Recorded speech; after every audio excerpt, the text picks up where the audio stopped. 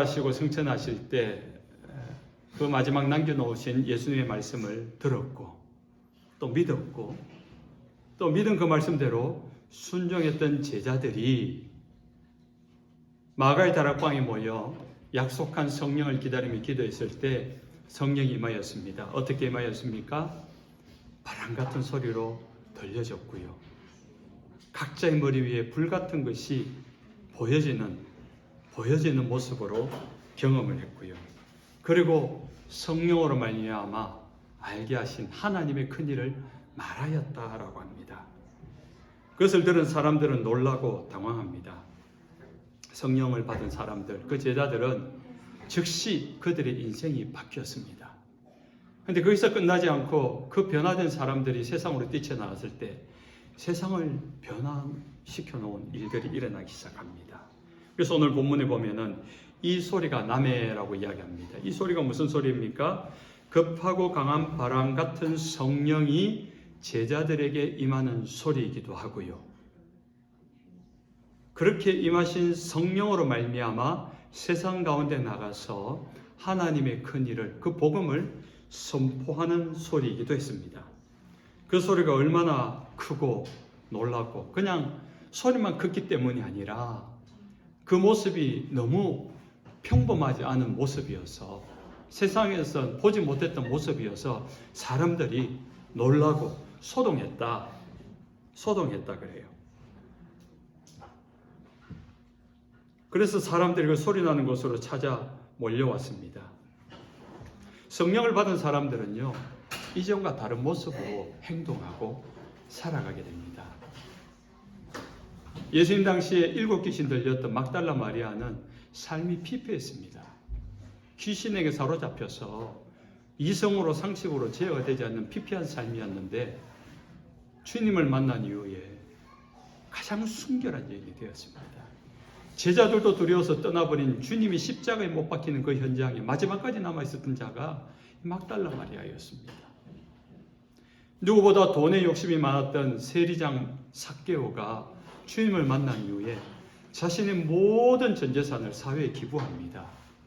개인 파산이 일어난 겁니다. 여러분, 그게 이해가 되십니까? 요한복음 4장에 나타나는 사마리아 여인은 예수님을 만나기 전에는 동네 사람들, 이웃 사람들 누구도 만나기를 꺼려하는 사람이었습니다. 그런데 예수를 만난 이후에 자기가 먼저 동네로 마을로 뛰어들어가서 와서 보라, 이는 그리스도가 아니냐라고 외쳐대기 시작합니다. 성령 받은 사람은요, 가장 먼저 자기 자신을 잊어버립니다. 자신의 삶 가운데 예수 그리스도가 많고 예수 그리스도가 가장 크기 때문인 겁니다. 그래서 갈라디아서 2장 20절에 이렇게 고백합니다. 내가 그리스도와 함께 십자가에 못 박혔나니 그런즉 이제는 내가 사는 것이 아니요 오직 내 안에 그리스도께서 사신 것이다. 우리도 동일한 고백을 하고 있지 않습니까? 그러면 우리의 삶들 속에 내 모습이 아니라 날마다 주님의 모습이 더 커져가고 주님의 모습으로 가득 채워지시길 주님의 이름으로 축원합니다. 성령 받은 사람을 만난 사람들의 반응은 당황스럽습니다.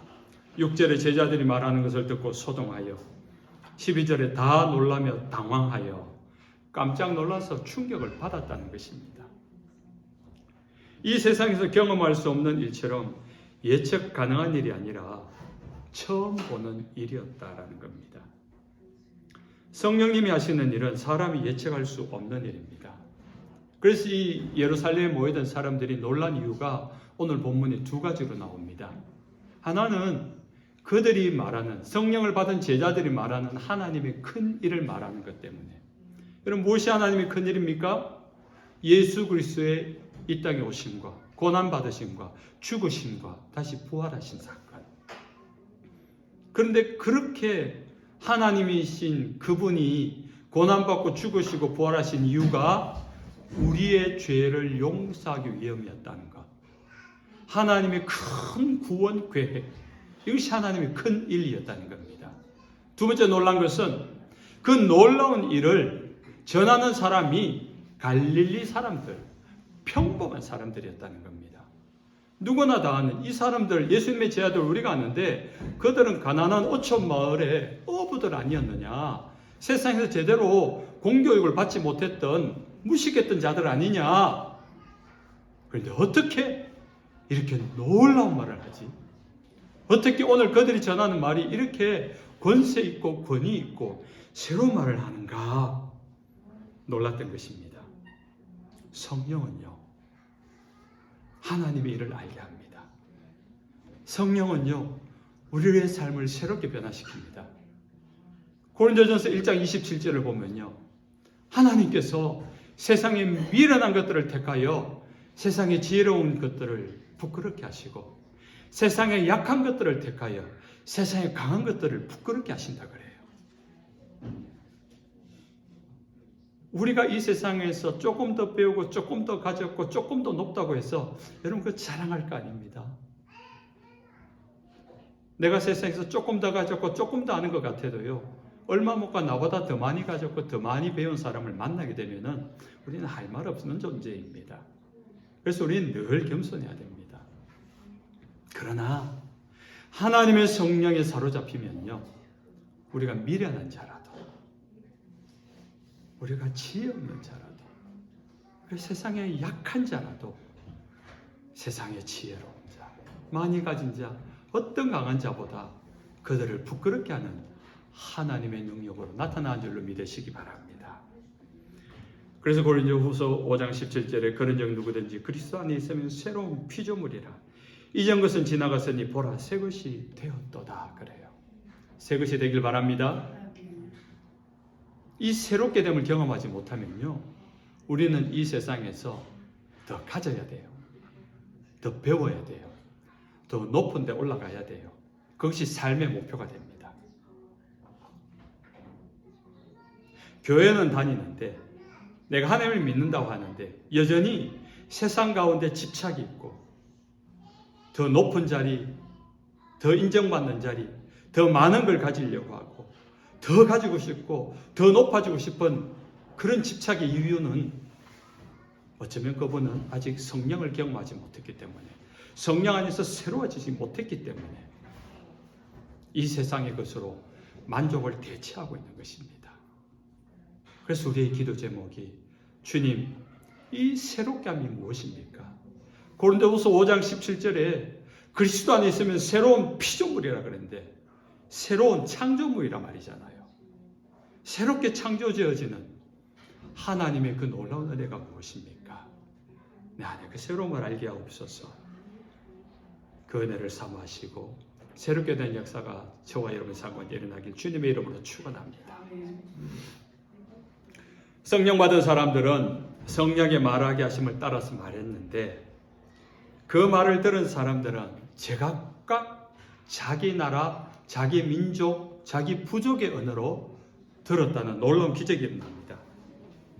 8절이죠. 우리가 우리 각 사람의 난국 방언으로 듣게 되는 것이 어찌 됨이냐. 그곳에 모이던 사람들 쭉 읽어보니까 이게 9절부터 11절까지 나오는데 제가 읽어보니까 16개 나라, 민족, 부족, 족속이 나와요. 대륙별로 아니면 나라별로 나눠도요. 아프리카, 이집트, 리비아, 중동 지역, 이란, 이라크, 터키, 소아시아, 로마까지 그 당시 전 세계 사람들이 다 모였다는 것입니다. 그런데 성령이 임하니까 제자들이 각자의 언어, 나는 프랑스어로, 나는 영어로 이렇게 말한 것이 아니라 그들은 그들의 언어로 말하는데 듣는 사람이 동시 통역이 다 되어버린 겁니다. 다르게 말하면은 하나님이 그날 언어를 하나로 통일시키셨다는 거예요. 하나의 언어로. 여러분, 이것은 굉장히 중요한 사건이에요. 원래 언어는 몇 개였을까요? 원래 언어는 하나였습니다. 하나님이 세상을 창조하시고 아담과 하와에게 서로 다른 언어를 주지 않았어요. 하나의 언어를 주셨고요. 그 하나의 언어로 사람들은 누구를 만나도 소통할 수 있었습니다. 그런데 어느 날 죄가 들어가고 사람들이 타락하기 시작하면서 그 죄의 특징은 하나님을 대적하는 겁니다. 하나님을 부인하는 겁니다. 하나님을 대적하여서 하나님의 심판에도 우리가 살아남을 것이라면서 스스로의 힘을 가지고 바벨탑을 쌓죠. 그걸 보신 하나님이 심판을 하신 것이 언어를 혼잡게 한 것입니다. 그것이 창세기 11장 9절에 여호와께서 거기서 온 땅의 언어를 혼잡하게 하셨음이니라. 여호와께서 거기서 그들을 온 지면에 흩으셨더라. 죄로 타락한 사람들의 결과는요, 불화입니다. 흩어지는 거예요. 분열입니다. 나눠지는 거예요.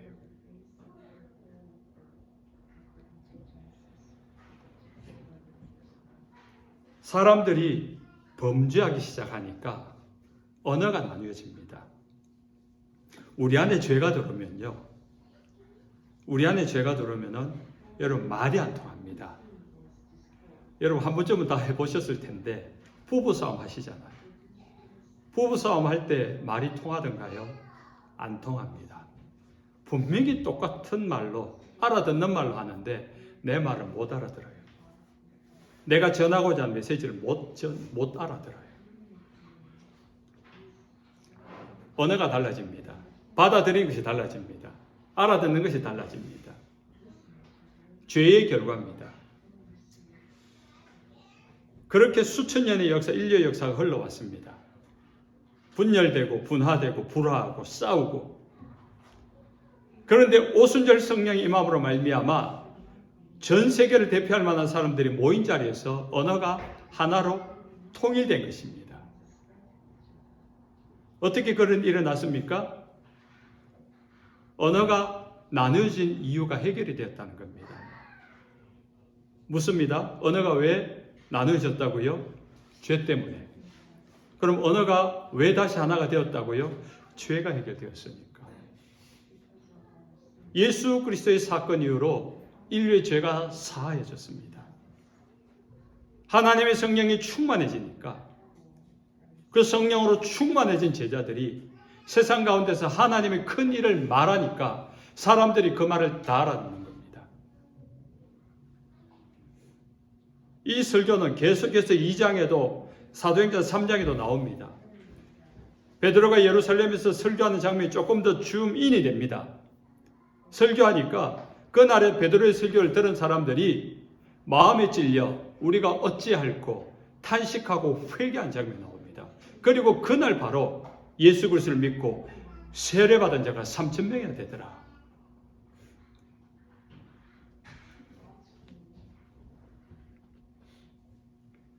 우리가 죄 안에 있을 때, 죄가 들어왔을 때는요, 마음들이 나누어집니다. 그래서 우리가 성령을 구해야 돼요. 성령이 충만할 때 그 죄를 분별할 수 있고 해결할 수 있는 것입니다. 하나님의 뜻은 그렇게 하나가 되는 것입니다.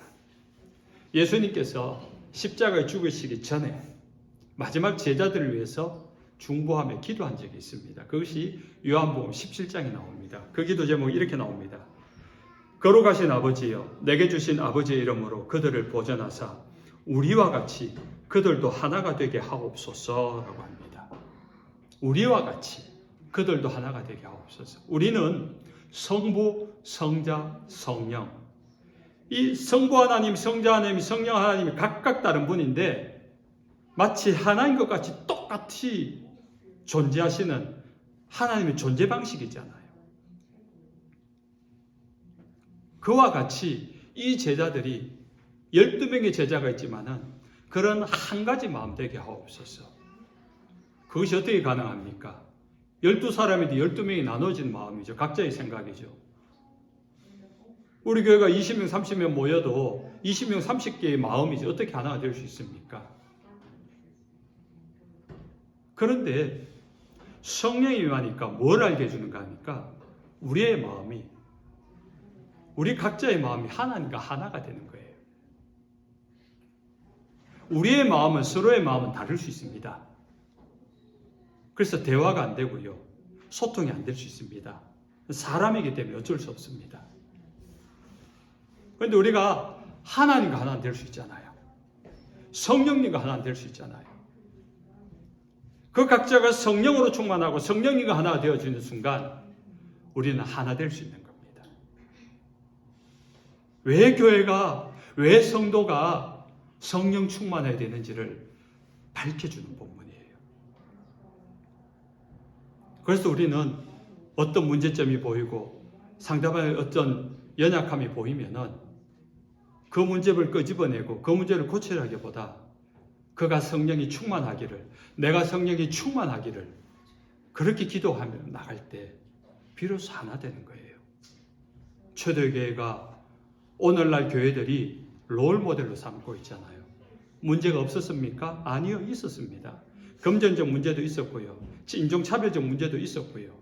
생각이 달랐고요. 그런데 그럴 때마다 이 초대교회는 기도하였고 성령이 충만한 가운데 그 문제가 없는 것이 아니라 생기는 문제들을 건강하게 잘 해결했다는 거예요. 그 문제가 드러나고 그 문제가 커져가게 하는 것은 우리의 죄성이라는 겁니다. 그래서 우리는 성령이 충만하고 성령으로 말미암아 하나됨을 지켜가는 것이 중요한 것입니다. 우리의 신앙, 우리의 믿음이 성령으로 충만하면요, 인생이 행복해지지 않겠습니까? 가정이 일단 화목할 거예요. 서로를 보면서, 사랑하는 남편과 사랑하는 자녀들을 보면서, 사랑하는 아내를 보면서 행복하잖아요. 행복한 사람만 아멘 합시다. 네.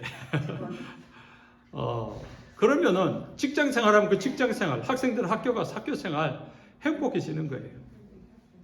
그런 사람들이 일주일을 살다가 주일날 교회로 오면은 행복한 교회가 되는 겁니다. 마치 하나님, 나 가만히 있을 테니까 하나님 나 좀 오늘 한번 웃겨보세요. 이거 아니에요. 나 행복하게 해주세요. 아니에요. 성령이 충만해질 때 우리 안에서 그 행복감이 안에서부터. 얼마 전에 제가 축복이라는 단어를 설명을 했지요. 바락이라는 축복과 에제르라는 축복을 구분했습니다. 시편 1편을 말하면서.